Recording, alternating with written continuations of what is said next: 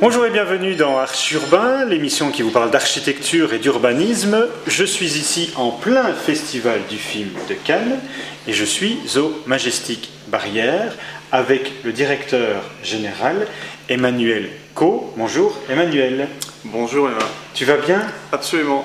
Alors c'est un peu le rush, je suis désolé de te déranger en plein festival, mais tu me fais l'honneur de m'accueillir ici dans l'aile totalement neuve, j'allais dire rénovée, mais c'est pas ça du tout, totalement neuve du Majestic Barrière. Est-ce que tu peux un peu expliquer d'où vous êtes parti et pourquoi cette volonté d'agrandissement? C'est presque 10 000 mètres carrés, je pense. C'est tout à fait 10 000 mètres carrés. C'est un projet qui est l'aboutissement d'une vision à long terme, qui est une vision de la famille de Monsieur De Seyne, qui est donc propriétaire de l'hôtel, qui permet d'investir de façon sereine. Donc on investit dans quoi? On investit dans du luxe, puisqu'on a créé 44 suites supplémentaires, dont cette suite dans laquelle nous sommes, et on l'a construite, cette aile supplémentaire, sur un bâtiment qui est la Banque de France, qui nous a pas laissé ses coffres, malheureusement.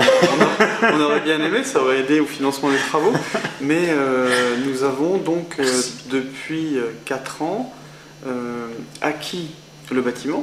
L'ancien bâtiment. Alors la procédure d'acquisition était assez longue, hein, c'est une procédure qui est longue, mais depuis 4 ans, donc cette procédure s'est achevée, et ça a permis donc la démolition, la construction, entre guillemets, des fondations. Pas si simple que ça, parce qu'il y avait une rivière souterraine quand même. Et puis ensuite, donc, la construction du bâtiment tel qu'on le voyons aujourd'hui, qui est en fait la symétrie parfaite de l'aile existante d'origine. Au niveau architectural, donc il y a quoi? 7 étages, 8 étages, non, 7 étages. 7 étages, et plus qui sont donc les 7 étages comme l'autre aile, construite en 1926. Oui. Donc, mais avec une architecture qui se vaut pratiquement identique à la précédente.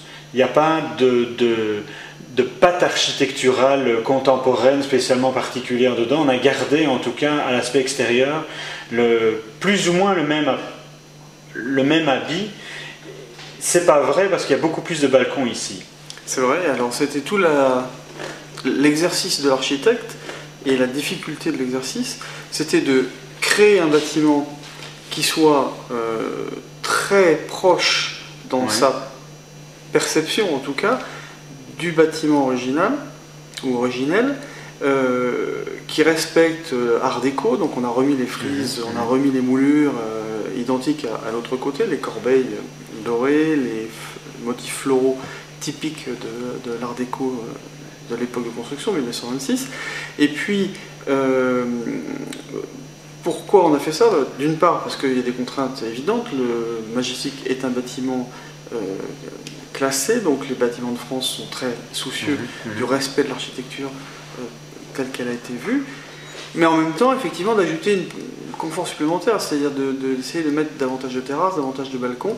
Donc c'était tout l'exercice de l'architecte, c'est de faire presque comme l'original, en y ajoutant plusieurs éléments, des balcons supplémentaires, des terrasses supplémentaires, et puis des fenêtres un tout petit peu plus larges, un tout petit peu plus lumineuses que celles du bâtiment original.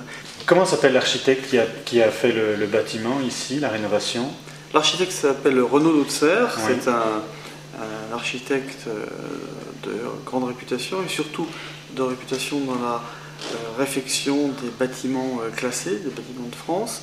Et l'architecte d'intérieur, le décorateur, c'est Pascal Després qui a fait plusieurs de nos réalisations. Il a fait le Naoura à Marrakech pour nous, il a fait des hôtels à Paris aussi. Et c'est quelqu'un qui a justement cette vision d'apporter modernité dans le confort, dans la noblesse des matériaux, pas dans le minimalisme, et de faire que en fait et cette suite l'illustre très bien, le décor intérieur soit l'écrin d'une expérience pour le client et non pas un décor qui s'impose au client. Et c'est un petit peu ce qu'on veut faire dans notre hôtel en général, c'est-à-dire qu'on ne veut pas que l'hôtel, comme certains de ces palaces un petit peu ostentatoires, s'impose au client, mais que ce soit un univers d'espace, un univers de luxe, un univers d'authenticité. On a dehors, au travers des fenêtres, la chance d'avoir une des plus belles vues du monde. C'est vrai. C'est vrai. Je dirais que la suite la met en valeur. La met tout à fait en valeur. La fenêtre qui est devant nous est magnifique. Enfin, voilà. la vue est totalement magnifique. Si on avait des tentures, des dorures, de la couleur, bon, ça tuerait un peu, peut-être un petit peu l'extérieur. Là, on a cette notion d'espace, de luxe, par l'espace et par la noblesse des matériaux. Bon, je vais te quitter ici, parce que je pense que tu as d'autres rendez-vous. Je vais aller voir Gilles, le majordome, qui va me faire une petite visite guidée. Je terminerai juste que tu m'invites quand tu veux, parce que je ne suis absolument pas habilité à venir ici. Avec grand plaisir. Bon, merci Emmanuel. Je m'en vais voir Gilles. Merci. Ciao, ciao. Bonne visite. Alors, où est Gilles? Bonjour Gilles. Bonjour Emma. Tu vas bien? Ben écoute, bien. Alors, tu es majordome de cette suite où nous sommes, mais pas seulement de celle-ci. Non, nous avons 2 suites sur l'hôtel auxquelles je suis attaché.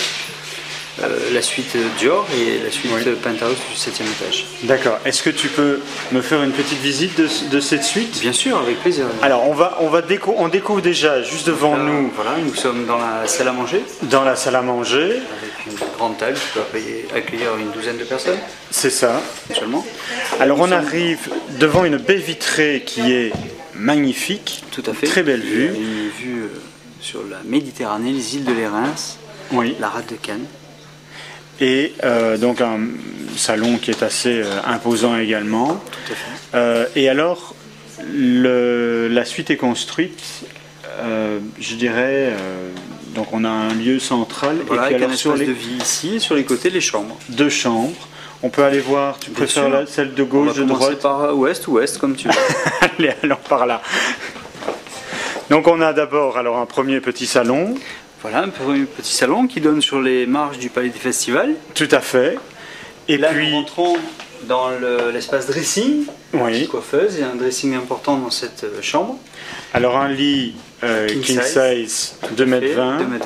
Et on arrive alors dans la salle de bain, voilà, qui comprend la douche, les sanitaires.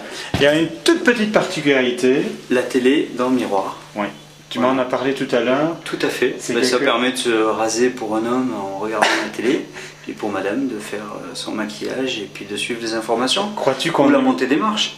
C'est ça, mais crois-tu qu'on est mieux rasé en regardant William Lémergie? Ah ça je ne sais pas, hein. Tout dépend du programme. Allez, on va voir alors l'autre chambre. Donc la même chose ici, dans la même configuration, avec la salle de bain au fond, plus ou moins avec la salle de bain, toujours à la télévision, un lit king size. Exactement. Les matériaux utilisés, alors le bois que l'on voit... Acajou.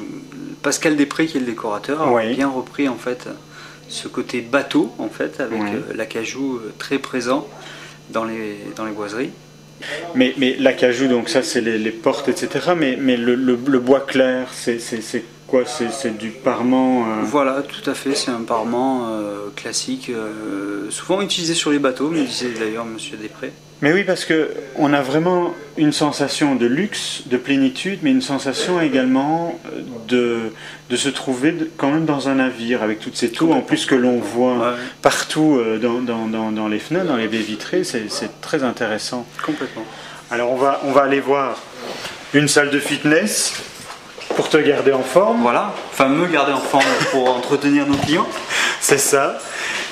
Là, nous rentrons dans ce qui peut s'appeler le salon de coiffure, c'est-à-dire que si le client ou la cliente souhaite les besoins d'un coiffeur, d'un manucure, nous avons installé un coin dédié à ce type de service. Voilà. Et puis alors, le bijou... La douche expérience.